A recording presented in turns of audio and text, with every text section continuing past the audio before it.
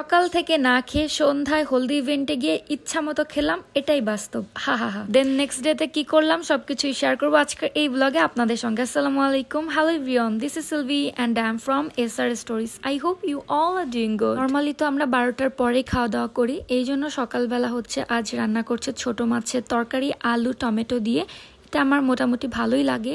পাতাকপি ভাজি আর হচ্ছে টমেটো ভর্তা বানানোর জন্য টমেটো সিদ্ধ করতে দিয়েছে। এখানে পানির মধ্যে কিছুটা লবণ দিয়ে এই টমেটোটা সিদ্ধ করতে দেওয়া হয়েছে। ফুল প্রসেসিং আমি দেখাতে পারছি না কারণ আমি দেখিনি। তারপর কিছুটা শুকনা মরিচ, লবণ, সরিষার তেল আর হচ্ছে কাঁচা পেঁয়াজ কুচি একসঙ্গে মেখে নিচ্ছে। তারপর ওই টমেটোর মধ্যে এটা হচ্ছে দিয়ে দিল। এই পাতিলে টমেটো সিদ্ধ করেছে, ওই পাতিলে টমেটোটাকে একটুখানি ম্যাশ করে নিয়েছিল। দেন তারপর হচ্ছে এই পেঁয়াজের ভর্তাটার সঙ্গে একটুখানি মিক্স করে দিয়ে টমেটো ভর্তাও একদম রেডি। দেন আগের দিনে একটুখানি বিফ কারি ছিল তো ওইটাই গরম করা হয়েছে। তারপর এখন হচ্ছে ব্রেকফাস্ট করা হবে। নর্মালি আমি ভাত খাই না, কিন্তু আমি হচ্ছে প্লেটে নিলাম এবং আমি আমার হাত দিয়েই মাখাচ্ছি, কিন্তু এটা আমি খাবো না, রিফাতকে খাইয়ে দিব আর কি।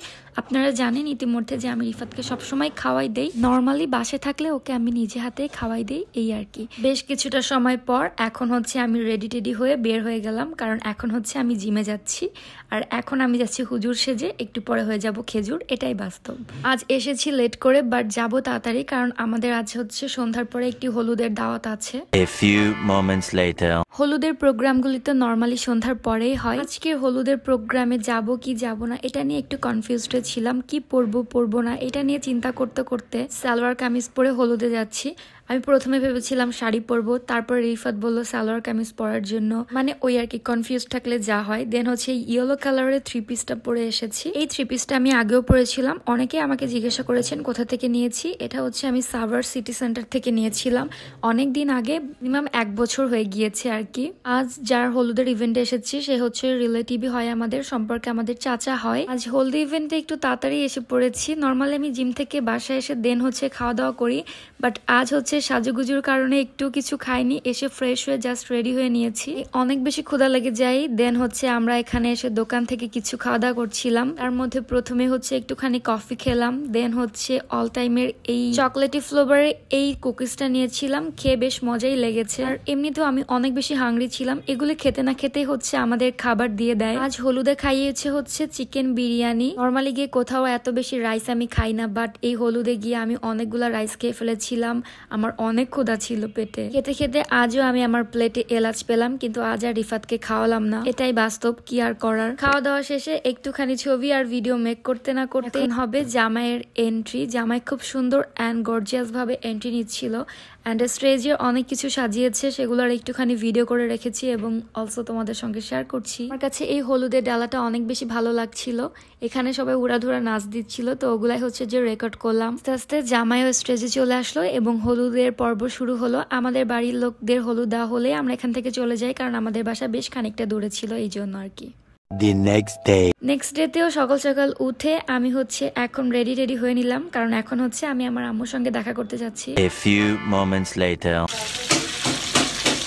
আসার পরে আম্মুর রান্নাঘরের ভিডিওগুলো রেকর্ড করছি আর কি, তো ওগুলাই শেয়ার করবো, কারণ আপনারা রান্নার ভিডিও দেখতে পছন্দ করেন। আজ আম্মু চিকেন রোস্ট আর হচ্ছে বিফ বিরিয়ানি রান্না করছে, কাচ্চি বিরিয়ানি আর কি।